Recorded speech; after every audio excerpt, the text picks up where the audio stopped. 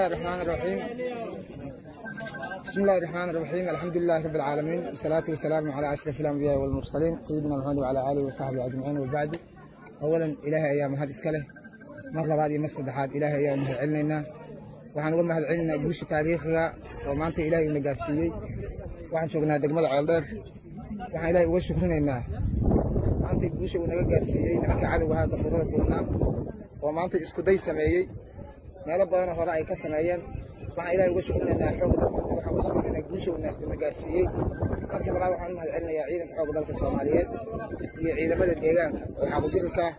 oo maanta shabaab beeneeyay wixii ay waqti dheer la khashanayeen oo ay ku hadaaqayeen waa beentiin yiri ilaahay idankiis guushaas kadib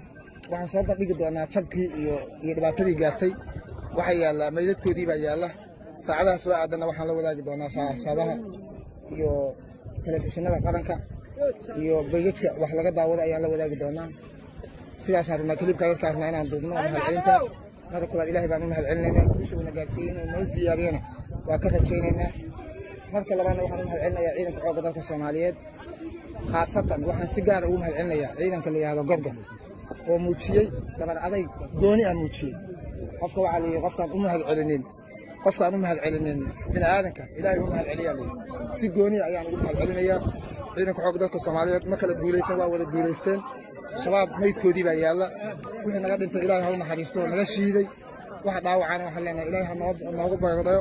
halka qayma badan oo ay ku dhiman lahaayeen cidii saaka halkan ku shiiday ma jirto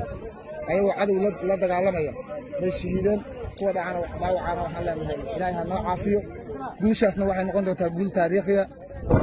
Soomaaliyeed oo dhan ay ku faanaan ummadda Soomaaliyeed oo dhan u soo hoyatay inay hore uga sii socono baana rajaynaynaa saaka isku day bay sameeyeen waana ay ku fashilmeen ilaahay idankiis waxaan rajaynaynaa saacadaha soo socda iyo maalmaha soo socda in ayaga aan ugu tagno meelihii ay ka soo abaabuleen dhagarta fooshaxun ay ka soo abaabuleen in ayaga aan ugu tagno rajaynaynaa ilaahay idankiis oo aan ka saarno intaasaan la wadaagaynaa wixii ka dambeeya xilligeedaan ka hadli doonaa haddii ilaahay ma laakiin mahadcelintaas yartaa baan rabnaa inaan sheegno asalaamu calaykum waraxmatullaahi wabarakaatu waxaan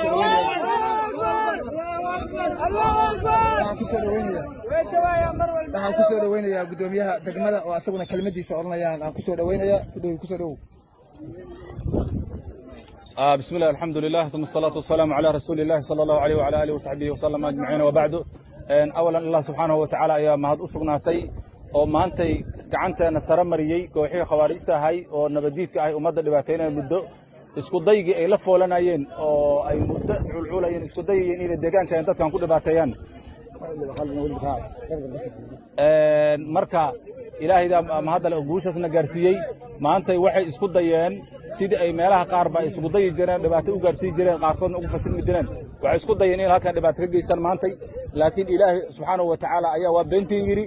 waxaana marka u mahadcelinaya ciidamada xoogga dalka Soomaaliyeed oo sida geesinimada leh ugu hortagay qaybahooda kala duwan haday ahaayeen ciidamada militariga xoogga dalka Soomaaliyeed macusleyda xaquuqdirka iyo dadka shacabka oo ayaguna runtii qaateen